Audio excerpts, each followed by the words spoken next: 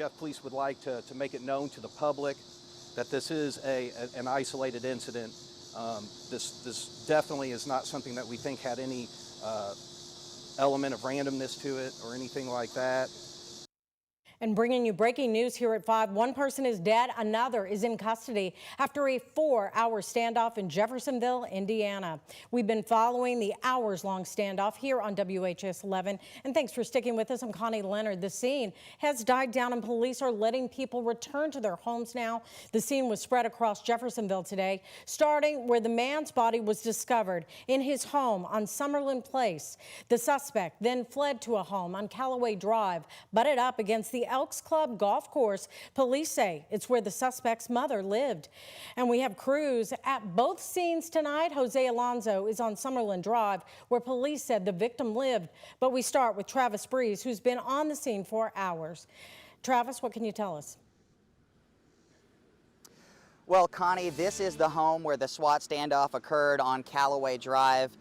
Police said they wouldn't say much about what the person of interest did as he went from one location to another. I asked if he brought any evidence possibly from one location to another, but they said that is one thing that we'll just have to wait possibly until next week to find out. But they did confirm that it was his mother's house that he took refuge in for that 4-hour standoff. Police were talking to the person of interest while he was barricaded from about 10 a.m. to 2 p.m. They said they made contact over the phone with him, and they were, quote, not satisfied with how long he wanted to wait. Then, after bringing in a tactical team and a negotiator, they were able to convince him to come outside. We heard 2 loud bangs around 2:11 p.m., and then someone left in an ambulance around 2:40. This homicide happened about a mile away on Summerlin Place just before 10 a.m. Police responded on a welfare check and they found a, quote, intentional and obvious homicide had taken place. Police haven't released the name of the person who died, but they confirmed that he was a resident of that first home they were searching in the 1700 block of Summerlin. His neighbor, Sandy Cook, said that that man had lived there for about 10 years. She said they would talk only a few times, but that he would sometimes talk about his family. I mean, I hate to hear anything because he had kids. They were older kids, you know, like 20s and 30s, maybe even older than that, because he was my husband's age. That's 70. Cook was in the same boat as many of us at both scenes waiting for information. This started around 9:56 a.m. and police didn't confirm any of these details until about 3:10 p.m. They did say, though, that there was a familial relationship between the person that was taken into custody and the man who is dead.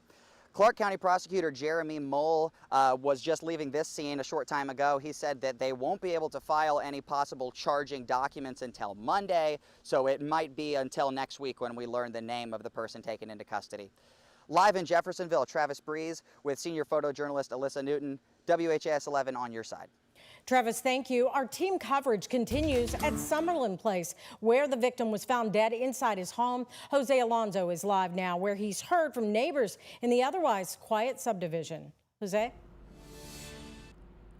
Connie, I did speak with neighbors, most of which say they felt comfortable and safe here for the past 20 years they've been here. Another thing changing right here, we just had a van pull up on us, but there's much more of a smaller police presence here on Summerlin Place in Jeffersonville, Indiana, and we do see the crime unit still out here investigating. But this was much more a different picture earlier. It's around the 1700 block of Summerlin Place where neighbors started noticing this larger scene. One neighbor told me over the phone that officers came to his door armed with ARs and told him to stay inside his home while they conducted their investigation. Many more neighbors around here happen to be older and were much shyer, but we did speak with a woman who lives down the street. Oh, just a quiet neighborhood, nice people. And cause there's a lot of turnover because some of the people get too old to stay and go into assisted living. But people are happy, feel safe, and this is unusual.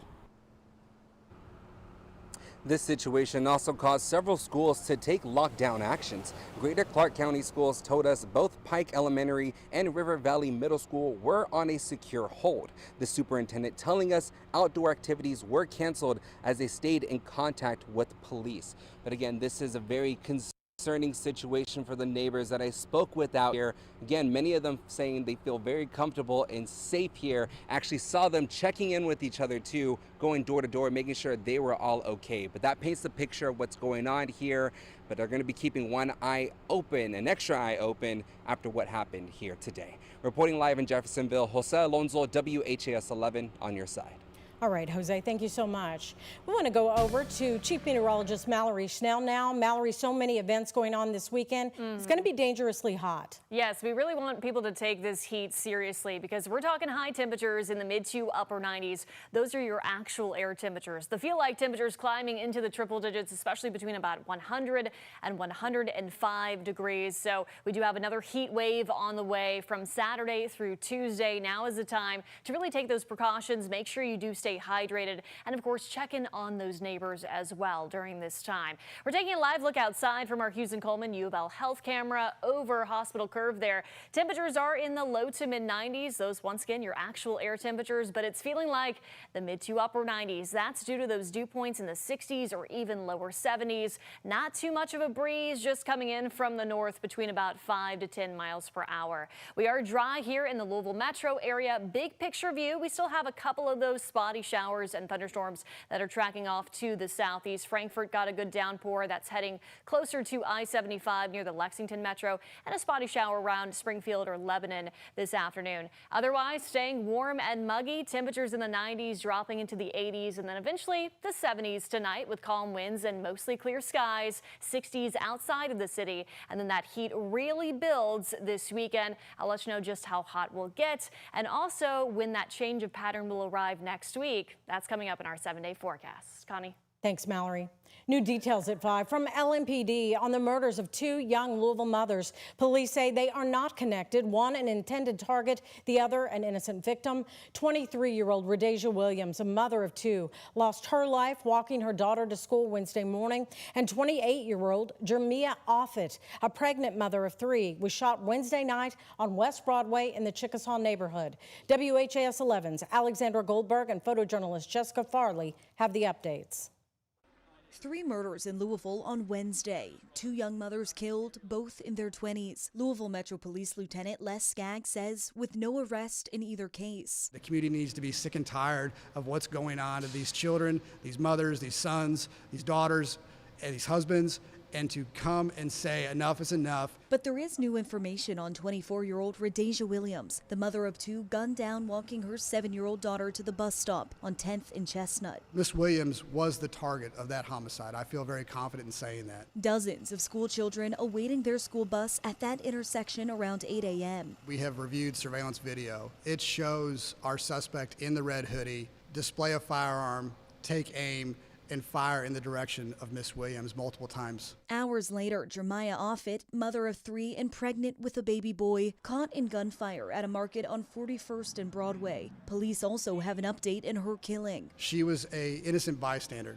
She was not part of either of the 2 groups that met on that market parking lot. Skaggs says 2 groups of young people approached each other in the parking lot. One person fired and unintentionally hit Offit. Are there any links between the 2 cases? We've obtained no direct information from anyone that these 2 incidents are related. They were 2 separate incidents, and any statement otherwise has not been conveyed to the homicide unit. Are these cases gang-related? Lieutenant Skaggs says it's too early to say. Louisville does have a youth gang problem and involved in violent crime, so that would be an assumption at this time that it is gang-related. At a news conference Thursday, Rhodesia's grandfather, Bruce Simmons, commented on just that. There's gangs here, and they're trying to take over, just killing and shooting people. And their kids. Police say numerous people witnessed these murders, and LMPD is calling on eyewitnesses to come forward with information. Police say homicides are down 30% from this point last year, but this violent week, anxiety in the community is up. In Louisville, Alexandra Goldberg, WHAS 11 on your side.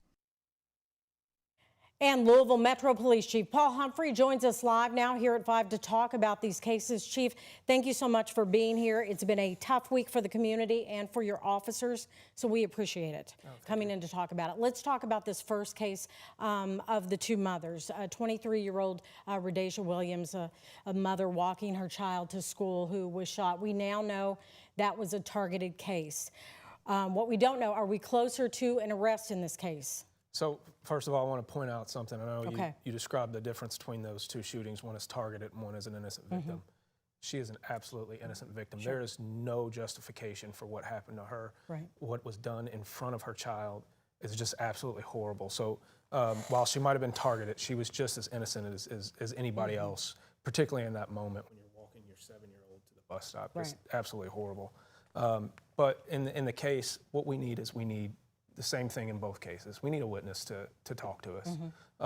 That's how these cases are made. It's community collaboration, and somebody has to be willing to step up and give us that key piece of information so that we can get this person off the street. Your investigator said the surveillance video showed the young man in the red jacket walking up and shooting her. How do we know that wasn't a gang initiation versus?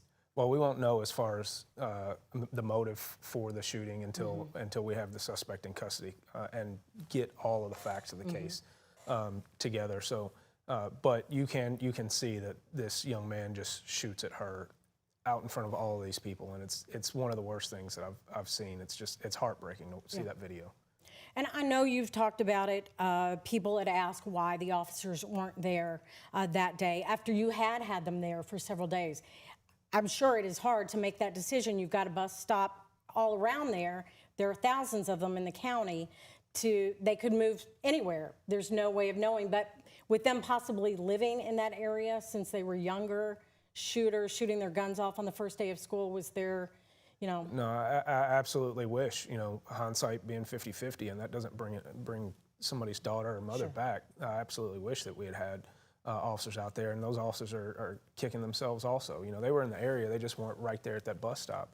And I can't imagine some of the kind of guilt that they feel, knowing that there's a possibility they might have been able to do something and intervene on this before it happened. But I'll also ask not just the community for information, but these two kids that did these homicides, they have parents, they have family members. Somebody needs to turn them in. These cycles of violence are called cycles for a reason, and they are likely to end up dead if you do not turn them in. And so in order to save these kids' lives, somebody needs to do the stand-up thing and turn these boys in. Okay. 28-year-old Jermia Offit, she was the pregnant mother who was killed, believed in gunfire, getting caught in the gunfire going into a food mart. Where are we with that case? Because you believe that there were those shooting at each other, are there witnesses in that case? What can you tell us? So again, you can tell from the surveillance video that there are several people out there that probably or possibly have the information that we need to get this person off the street.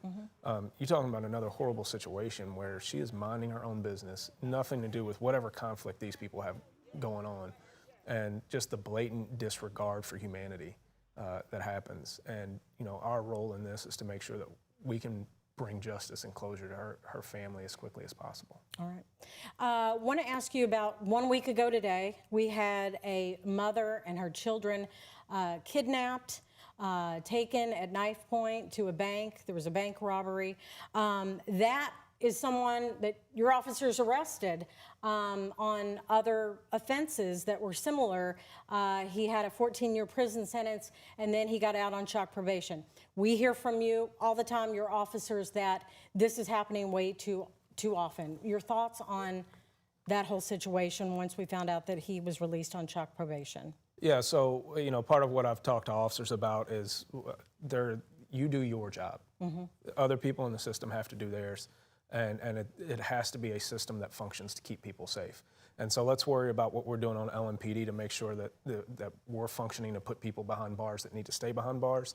And then let's give the judges whatever information we can to make sure that they make an appropriate decision. I don't agree with the decision that was made. Obviously, hindsight being 20/20, people mess up. But here's what I'm going to say about this in particular, because that judge is getting death threats. It is absolutely unacceptable in a democracy. It's heinous. She's getting racist threats. She's getting death threats to the point where she is in legitimate fear. That is absolutely not how America works. All right? We have a system. Leave it alone. Talk bad about her, that's fine. Talk about the decision she made, that's fine. You do not threaten a judge's life because of making a decision that you disagree with. That's not how this works. Absolutely. We also know they're under a lot of pressure. We've heard other judges come out saying, you know, because of the prison system and not enough, you know, room in the jail, things like that, to let people out. But again, this is a different situation. Absolutely right, though. A judge should never be threatened, that's for sure, or anyone else. Absolutely. All right. Thank you so much for coming in, Chief. We appreciate it. Thank you, ma'am. All right.